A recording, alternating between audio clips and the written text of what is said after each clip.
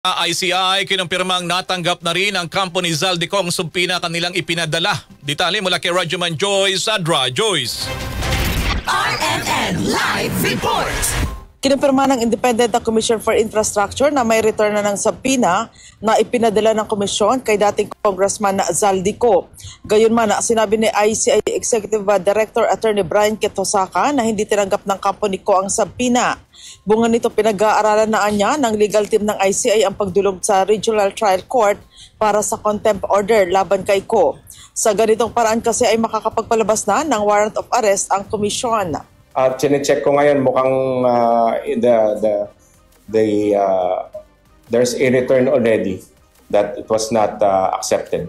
And then the course of action for the ICI? The legal team will now look into the possibility of filing any petitions before the Regional Trial Court for indirect contempt. Nilinaw naman ni Hosaka na mataas pa rin ang kanilang moral sa kabila ng 3 araw na rally kontra katiwalian ng Iglesia ni Cristo.